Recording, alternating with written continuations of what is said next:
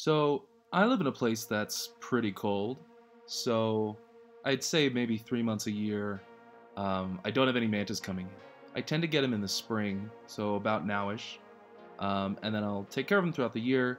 They tend not to survive past December, so that's about the 9 month mark.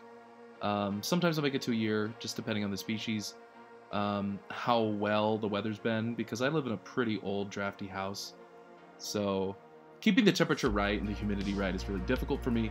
If I had an apartment with central air, maybe that'd be better, but yeah, a 100-year-old house in downtown Salt Lake City is a little harder to maintain for some of the exotic animals they've got. This package is care of Bugs in Cyberspace, which is a great resource if you're looking for mantis. I definitely suggest them over some of the other ones. I don't want to talk bad about any of the mantis breeders and dealers, but there's a few I really prefer. I think Pantera Pets is really great too. I'm sure there's a bunch of other great ones. I think in my old videos I talk about it.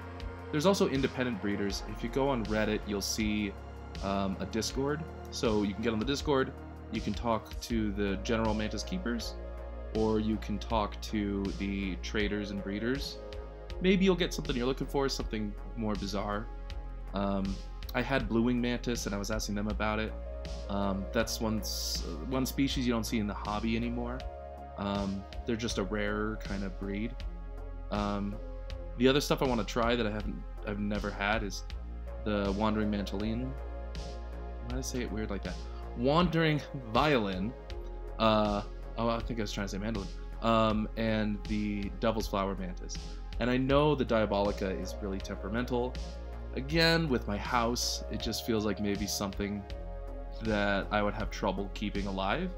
And buying animals just to have them die really bums me out, so I've been apprehensive about doing that. Here you can see me, I'm setting up some jars. These are jars for the babies. So in their first few instars, when they're nymphs, I'll do these small mason jars. I've super glued burlap to the top.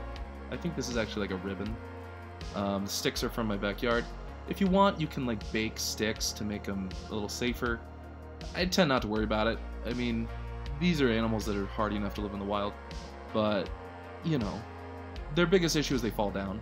So make sure you're not overfilling it. I use this moss here to hold the moisture. These are giant Asian shield mantis, so I'm really excited about them. They're real tiny right now. I've got an older desiccata, which is a deadleaf mantis. Then I'm going to move to a larger jar. It's right in that phase. But when they're really little, I like to keep the container a little smaller because it's easier for them to get to the fruit flies rather than a big container they'll grow into, which will cause them to run around more. And I feel like as an ambush predator, I think they prefer these smaller things. So I don't know how long they're in the mail, so the first thing I want to do is make sure I mist them so they can get a drink of water. I'm sure they're very thirsty from their travel. Yeah, and then you don't see this, but I put in some fruit flies. They're the larger ones, so I think the larger ones are the Heidi Eye. Yeah, so this is how I transfer them. I just use a stick. This stick's real old, so it's a little funky on the bottom. I've been using the same little entry jars. I just wash them out. So that stick's probably been in use as a mantis stick for, oh, I don't know how long I've been doing this. 4 years, maybe? Yeah, I'm really excited. These are going to get real big, so I have to make sure I put them in something larger.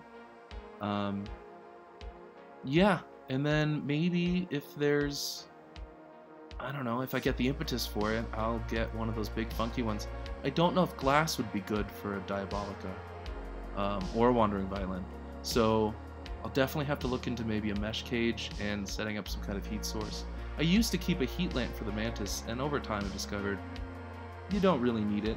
I think they're healthier and they molt faster when it's hot, but for such a short-lived species, sometimes I like to let them grow a little slower, you know? Have a friend around a little bit longer. I plan on making more videos. Thank you guys.